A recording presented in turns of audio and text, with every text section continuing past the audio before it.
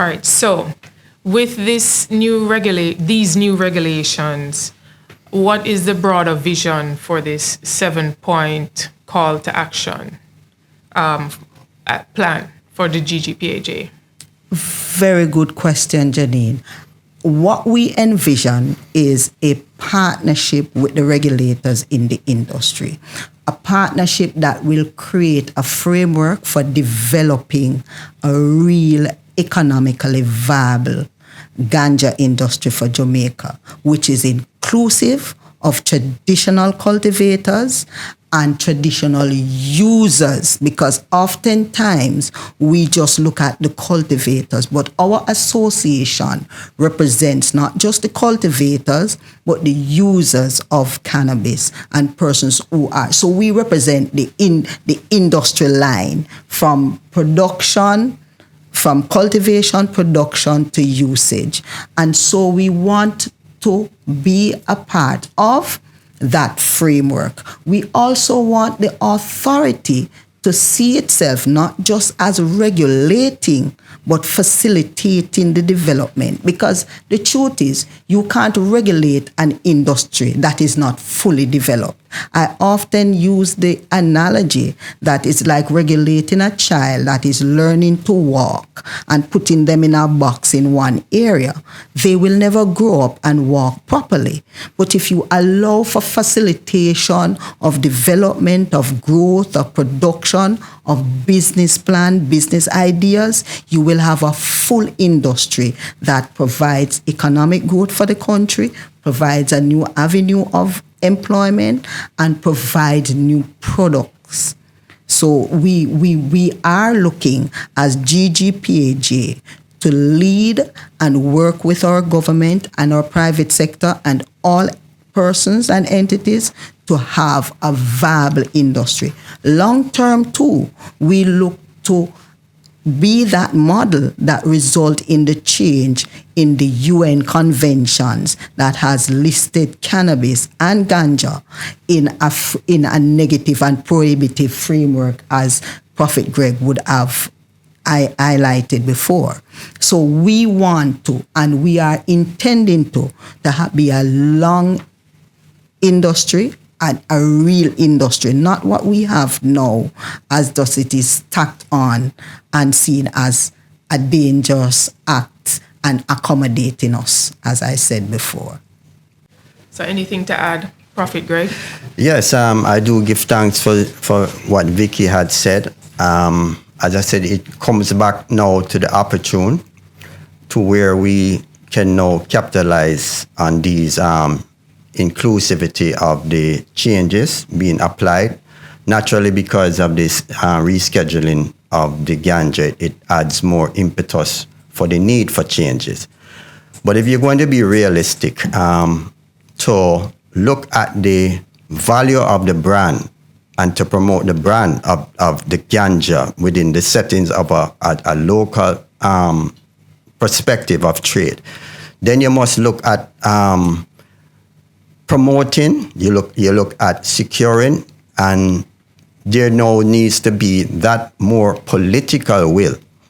So the industry itself can build upon the stakeholders that creates the brand.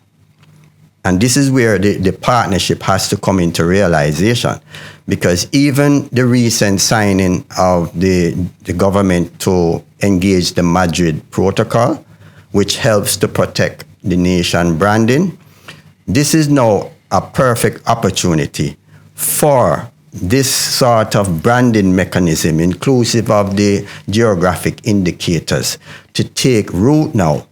And it can only manifest itself with a political will. And that is where now the push towards this vibrant changes in getting the solidify of the framework to really put back Jamaica on top. The other Caribbeans, if for example, are inclusive of their prime ministers involving in the industry and even assisting the stakeholders, like for instance, the Rastafari community. There is a push that to ensure that the communities are engaged by not just recognizing the natural course of sacramental rights because of the obviously tradition, but also to ensure that the medicinal application of a nutraceutical inclusivity is there as well. And this is how you help to build the brand in moving forward. And if you're going to build a brand, then you have to look at the stages of incorporation of those brands to ensure that the real stakeholders of the brand are truly engaged in the model. So we're not talking about just the settings of a cultural settings. For example, you have the start of standardization that Rastafari can bring to the table with an ITAL framework. And that is naturally incorporated within the specifics of the Rastafari community. But when you look to the additional of how you can position now the advantage of the industry, because such an industry as Ganja it is, cannabis, is driven by the point of sales. So you cannot have one take recognizing and want to include this cultivational framework, but you have to incorporate the whole structure of commerce so the whole brand mechanism can come fully flush into a realization.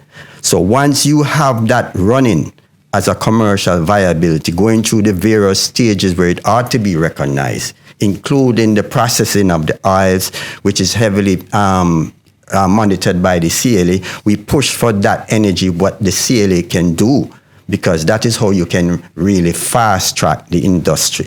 By plugging into these opportunities to be regulated and monitored by the CLA, but at the same time, ensuring that the mechanisms that are in place, that the brand value are uptaken. So you're talking about looking at the stages of how you categorize the distribution, how you categorize the actual retail outlet, and how you categorize the even cultivation.